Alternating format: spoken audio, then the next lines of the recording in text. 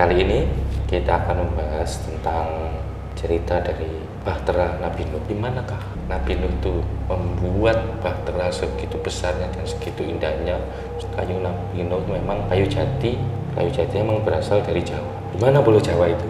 Kita akan membahasnya dalam sisi Asia Dua Dunia.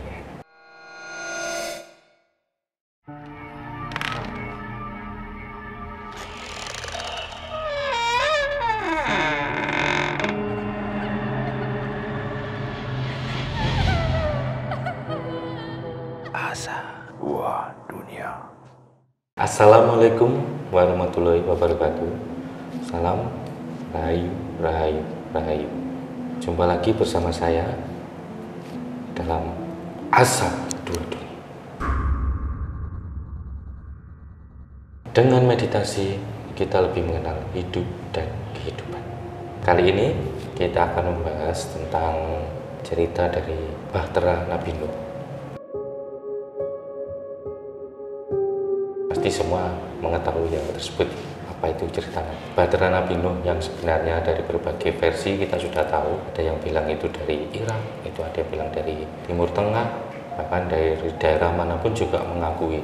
Karena memang dalam Al-Quran disebutkan daerahnya hanya memiliki ciri-ciri aja. Ciri-ciri dari kapalnya, ciri-ciri dari mana ke daerahnya, yaitu daerah yang sangat subur gitu aja, tapi tidak menyebutkan secara spesifik di mana letak dan lokasinya. Kalau kita membahas tentang ciri-ciri dari kapal Nabi Nuh yang banyak kita ketahui dari literatur, yaitu yang berada di Gunung Ararat, yaitu yang berada di Gunung Ararat di Turki, itu berada di ketinggian 2500 mdpl. Di situ telah ditemukan bahwa kayu yang menjadi bahan untuk membuat bahtera Nabi Nuh itu kapalnya adalah kayu jati. Jadi setelah dilakukan penelitian lebih lanjut, kayu jati itu memang 99% dari hasil penelitian tersebut berasal dari kayu jati yang berada di Pulau Jawa. Di mana Pulau Jawa itu? Kalau orang Indonesia pasti tahu Pulau Jawa itu berada di Nusantara ini.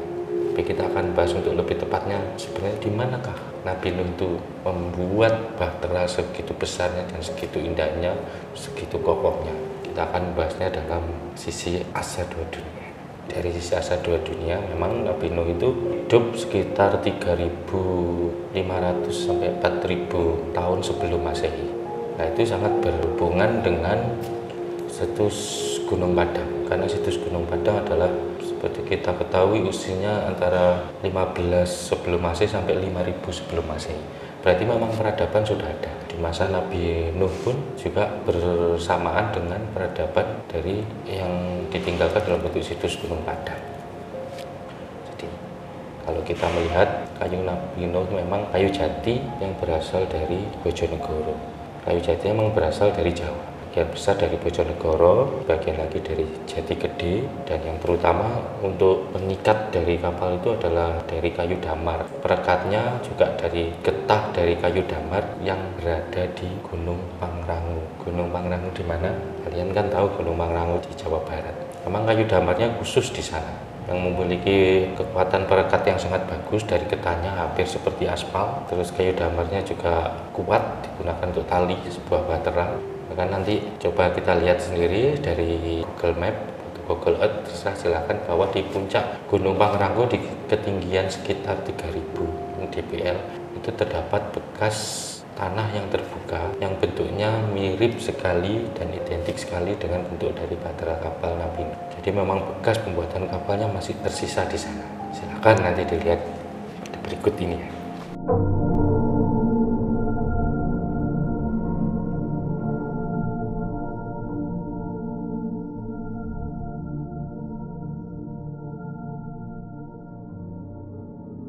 Dari cerita yang telah kita dengar bahwa semua pengikutnya diajak sekitar 240 orang dan berbagai hewan dengan berbagai jenis tumbuhan. Jadi kita tahu bahwa di Nusantara ini hewannya paling lengkap koleksinya, mulai dari gajah, ada harimau, ada berbagai jenis burung, itu ada semua. Jadi memang pada zaman itu Nabi Nuh mengangkut semuanya berpasang-pasangan untuk melestarikan di kehidupan berikutnya setelah terjadinya bencana banjir besar atau yang dikatakan mega tsunami.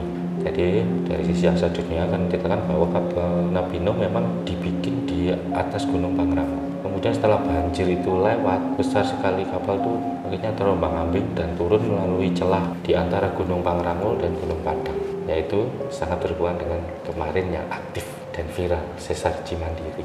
Memang kapal Nabi Nuh melewati Sesar Cimandiri dan berujung ke Teluk Pelabuhan Ratu. Jadi kalau kita mau lihat runtutan ceritanya, kapal tersebut setelah terkena banjir besar, terombang-ambing, turun dari Gunung Pangrango, melewati celah itu sampai ke Teluk Pelabuhan Ratu, akhirnya berlayar selama 150 hari, terombang-ambing di atas lautan, kemudian bersandar di Gunung Judi. Kalau menurut Al-Quran disebutkan Gunung Judi, dan kalau sudah ditemukan oleh para peneliti sekarang yaitu Gunung Ararat yang berada di Turki. Apakah memang zaman dahulu itu para pengikut Nabi Nuh yang begitu banyaknya, mungkin ada pengikut yang tidak bisa diajak untuk bertaubat, itu semuanya berada di Nusantara? Kalau dijawab memang iya, karena dengan kesuburannya, melimpahnya, terus segalanya di Nusantara ini, bahkan kayu pun ditancapkan bisa jadi pohon, apalagi buah-buahan, hewan kan berlimpah. Dari situlah mereka semua masyarakat itu lupa akan adanya Tuhan Sang Maha Pencipta. Ketika mungkin Nabi Nuh berdakwah untuk lebih mengenal lagi Tuhannya, untuk lebih mengetahui, ternyata mendapat perlawanan yang begitu beratnya. Memang gak mudah. Bahkan Nabi Nuh pun sempat diketahui sebagian besar orang, kenapa bikin kapal di atas gunung kan gitu. Kan waktu zaman itu kan aneh, zaman sekarang pun juga aneh. Kenapa bikin kapal di atas gunung? Dan orang-orang yang beriman diberitahu mungkin bisa memahami, yang tidak beriman malah mencemooh dan mengejek. Setelah kejadian tsunami yang begitu besar itu, akhirnya mereka semua pada tahu. Dan dari situlah tanah di permukaan bumi ini yang berawal dari dua daratan. Jadi awal mula dari pembentukan daratan di muka bumi ini, zaman Nabi Adam adalah semuanya masih ada satu daratan. Daratan semua itu jadi satu, jadi benua yang sangat besar dan satu saja.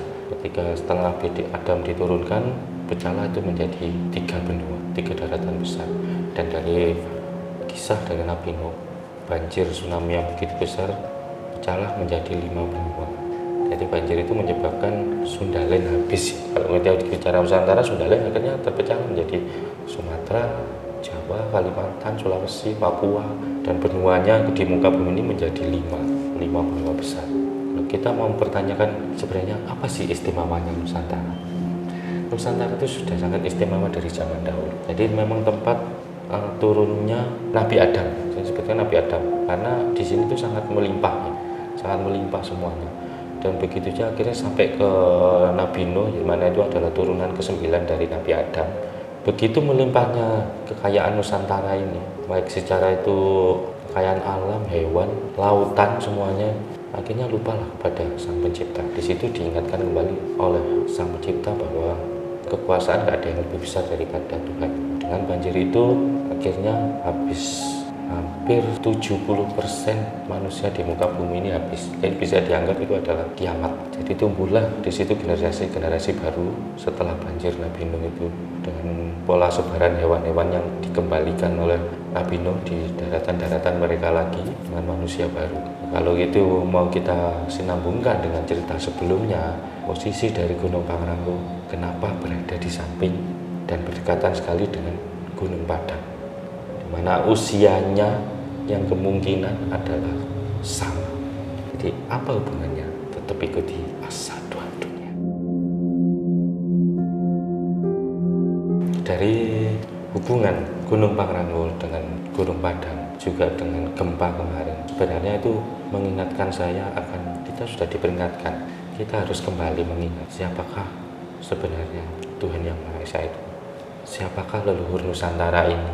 Dengan gempa yang terjadi kemarin di gempa Cimandiri, bahkan sampai erupsi dari Gunung Semeru, mana Gunung Semeru itu merupakan kalau kita mau katakan adalah gunung paling dahsyat di muka bumi ini. Dengan dari dua kejadian itu dua tempat yang memiliki sejarah tua, karena Gunung Semeru adalah tempat bertemunya Syekh Subakir dengan Semar, sang penguasa Jawa. Juga di Jawa Barat di Gunung Pangrango dan Gunung Padang itu adalah tempat di mana Nabi Nuh membuat bahtera. Jadi dari dua kejadian itu, semoga kita warga Indonesia ini rakyat Nusantara ini sadar bahwa sebenarnya kini waktunya kita untuk kembali mengenal leluhur kita, kembali mempelajari ilmu apa yang telah ditularkan oleh leluhur kita, yaitu untuk mengenal lebih dalam tentang siapakah sang pencipta ini. Leluhur kita sudah bisa menemukan dan mengenal, bahkan dekat dengan sang pencipta ini tanpa ajaran agama apapun. Jadi marilah kita lebih mengenal semua sejarah leluhur Nusantara ini. Demikian, terima kasih atas perhatiannya. Assalamualaikum warahmatullahi wabarakatuh. Salam Rahayu, Rahayu, Rahayu.